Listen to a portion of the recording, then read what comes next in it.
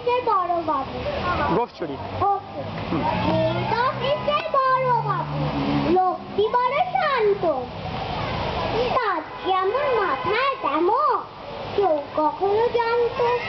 দিদি ছিলেন ফার্স্ট মেজাজে, আর খাইতে একলা বসে ঝুঁকি নিয়ে হঠাৎ গেলেন খেতে। আজকে উঠে হাত পা ছুড়ে চোখটি করে গোল, হঠাৎ বলে গেলুম গেলুম আমার ঘরেতে। তাই শুনে কেউ বদ্যি ডাকে, কেউ বা হাঁকে পুলিশ, কেউ বা বলে কামড়ে দেবে সাবধানেতে তুলিস। রাস্ত সবাই এদিক ওদিক করছে ঘোরাঘুরি। বাবু হাঁকে, ওরে আমার গোপ খেয়েছে চুরি। গোপ হারানো আজব কথা, তাও কি হয় সত্যি? গোপ জোড়া যে তেমনি আছে কামিনী এক রত্তি। সবাই তাকে বুঝিয়ে বলে সামনে ধরে আয় না, মোটেই গোপ হয়নি চুরি, কখনো তা হয় না।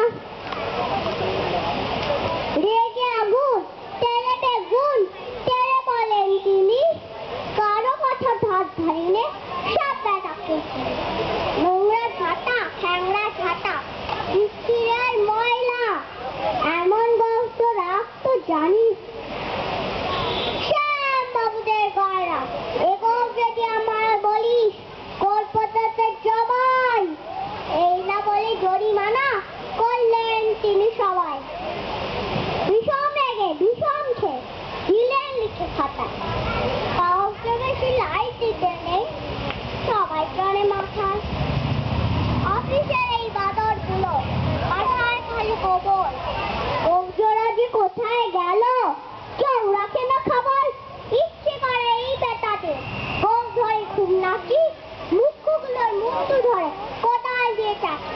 গোপকে বলে তোমার আমার, গোপ করো কে না, গোপের আমি গোপের তুমি, তাই দিয়ে যাচ্ছে না। ধন্যবাদ।